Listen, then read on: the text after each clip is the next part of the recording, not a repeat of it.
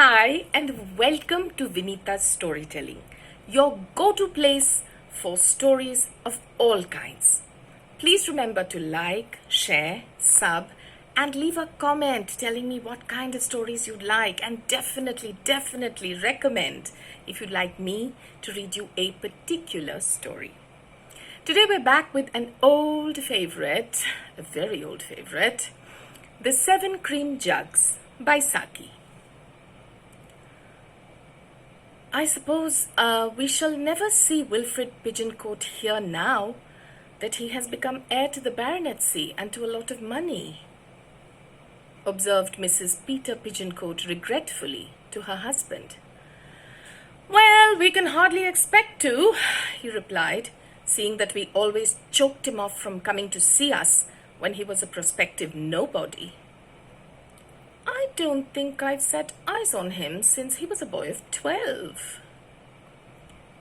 There was a reason for not wanting to encourage his acquaintanceship, said Mrs. Peter. With that notorious failing of his, he was not the sort of person one wanted in one's house. Well, the failing still exists, doesn't it? Said her husband. Or do you suppose a reform of character is entailed along with the estate? Oh, of course, there is still that drawback, admitted the wife. But one would like to make the acquaintance of the future head of the family, if only out of mere curiosity. Besides, cynicism apart, his being rich will make a difference in the way people will look at his failing.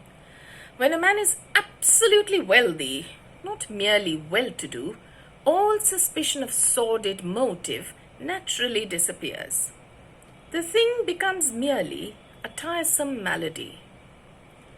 Wilfred Pigeoncote had suddenly become heir to his uncle, Sir Wilfred Pigeoncote, on the death of his cousin, Major Wilfred Pigeoncote, who had succumbed to the after-effects of a polo accident. A Wilfred Pigeoncote had covered himself with honours in the course of Marlborough's campaigns, and the name Wilfred had been a baptismal weakness in the family ever since. The new heir to the family dignity and estates was a young man of about 25, who was known more by reputation than by person to a wide circle of cousins and kinsfolk. And the reputation was an unpleasant one. The numerous other Wilfreds in the family were distinguished one from the other chiefly by the names of their residences or professions, as Wilfred of Hubbledown or young Wilfred the Gunner. But this particular scion was known by the ignominious and expressive label of Wilfred the Snatcher. From his late school days onward, he had been possessed by an acute and obstinate form of kleptomania.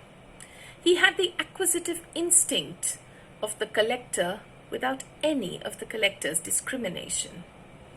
Anything that was smaller and more portable than a sideboard and above the value of 9p had an irresistible attraction for him, provided that it fulfilled the necessary condition of belonging to someone else. On the rare occasions when he was included in a country house party, it was usual and almost necessary for his host or some member of the family to make a friendly inquisition through his baggage on the eve of his departure to see if he had packed up, by mistake, anyone else's property.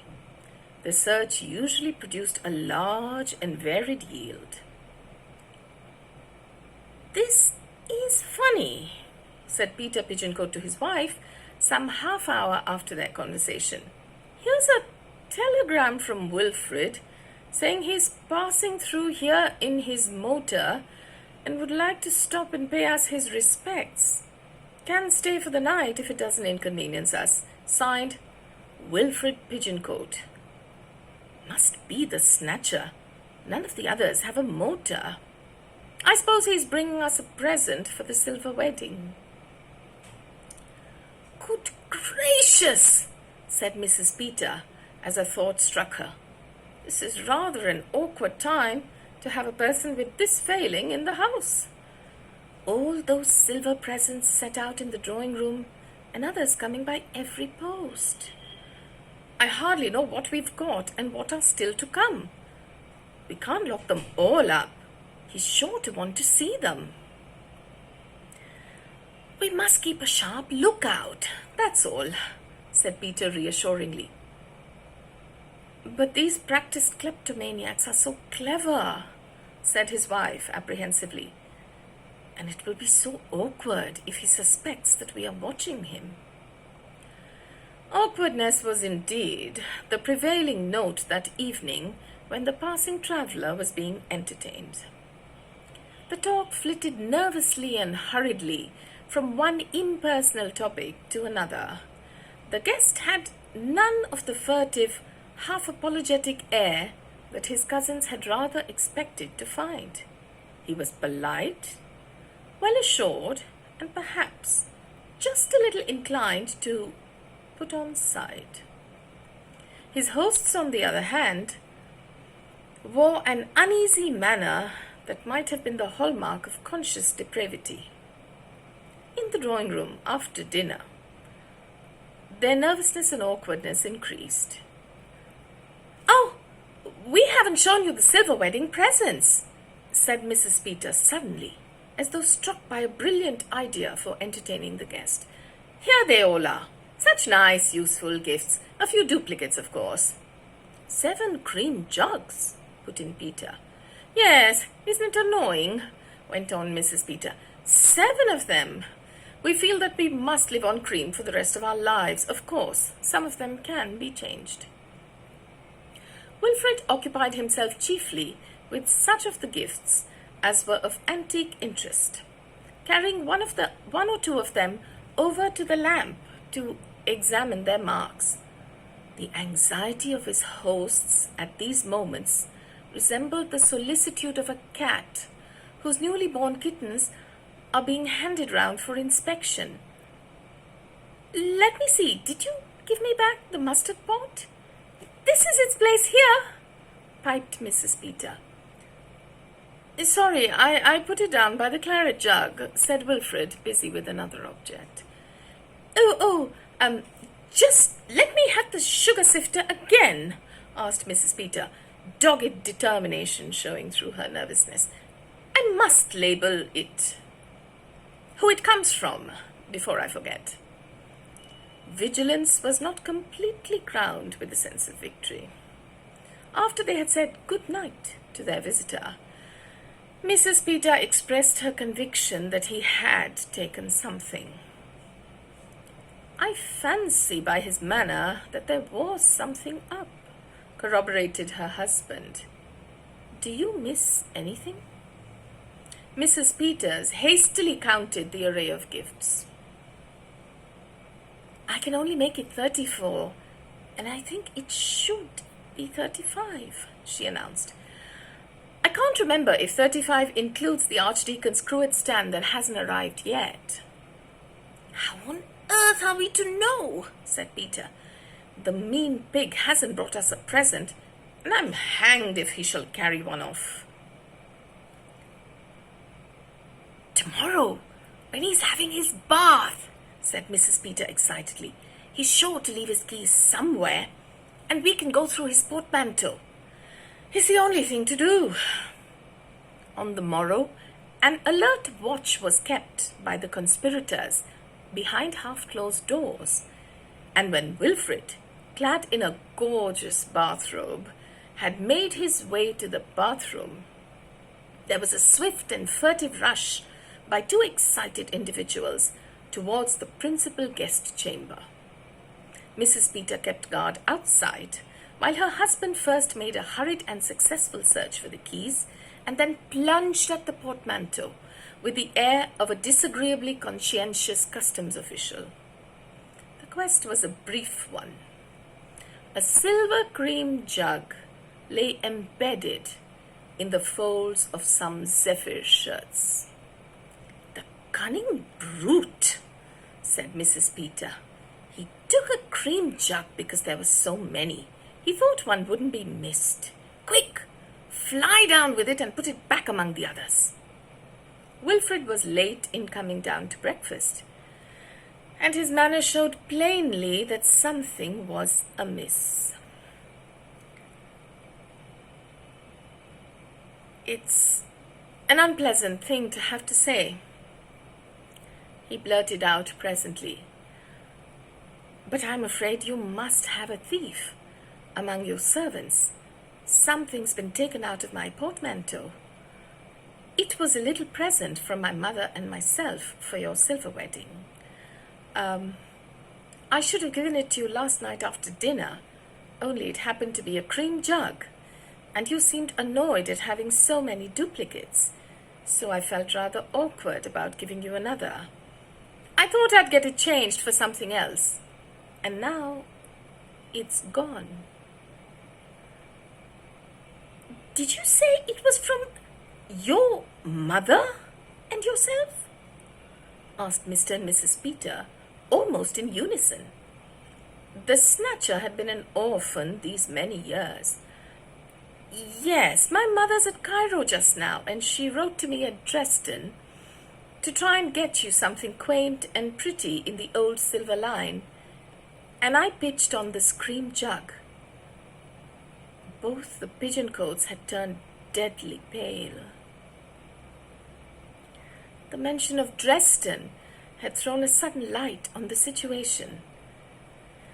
It was Wilfrid the attaché, a very superior young man, who rarely came within their social horizon, whom they had been entertaining unawares in the supposed character of Wilfrid the Snatcher. Lady Ernestine Pigeoncoat, his mother, moved in circles which were entirely beyond their compass or ambitions, and the son would probably one day be an ambassador. And they had rifled and despoiled his portmanteau. Husband and wife looked blankly and desperately at one another. It was Mrs. Peter who arrived first at an inspiration. "How dreadful to think there are thieves in the house! We keep the drawing-room locked up at night, of course, but anything might be carried off while we are at breakfast." She rose and went out hurriedly, as though to assure herself that the drawing-room was not being stripped of its silverware, and returned a moment later, bearing a cream jug in her hands. "There are 8 cream jugs now instead of 7, she cried. "This one wasn't there before." "What a curious trick of memory, Mr. Wilfrid.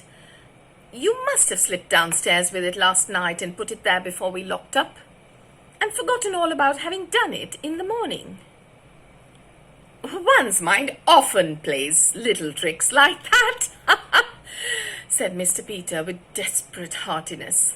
Only the other day, I went into town to pay a bill and went in again the next day, having clean forgotten that I'd—" "It is certainly the jug I bought for you," said Wilfrid, looking closely at it. "It was in my portmanteau when I got my bathrobe out this morning, before going to my bath, and it was not there when I unlocked the portmanteau on my return. Someone had taken it while I was away from the room." The pigeon-coats had turned paler than ever. Mrs. Peter had a final inspiration. "Get me my smelling salts, dear," she said to her husband. "I think they're in the dressing-room." Peter dashed out of the room with glad relief. He had lived so long during the last few minutes that a golden wedding had seemed within measurable distance. Mrs. Peter turned to her guest with confidential coyness. "A diplomat like you will know how to treat this as if it hadn't happened. Peter's little weakness. It runs in the family." "Good Lord! Do you mean to say he's a kleptomaniac like Cousin Snatcher?" Not exactly. said Mrs. Peter, anxious to whitewash her husband a little greyer than she was painting him. He would never touch anything he found lying about, but he can't resist making a raid on things that are locked up. The doctors have a special name for it. He must have pounced on your portmanteau the moment you went to your bath and taken the first thing he came across. Of course, he had no motive for taking a cream jug. We've already got 7, as you know. Not, of course, that we don't value the kind of gift you and your mother... Hush, here's Peter coming. Mrs. Peter broke off in some confusion and tripped out to meet her husband in the hall. "It's all right," she whispered to him. "I've explained everything. Don't say anything more about it." "Brave little woman," said Peter with a gasp of relief. "I could never have done it." Diplomatic reticence doesn't necessarily extend to family affairs. Peter Pigeoncoat was never able to understand why Mrs. Consuelo Van Bullion, who stayed with them in the spring, always carried 2 very obvious jewel cases with her to the bathroom, explaining them to anyone she chanced to meet in the corridor as her manicure and face massage set. I hope you enjoyed the 7 Cream Jugs by Saki.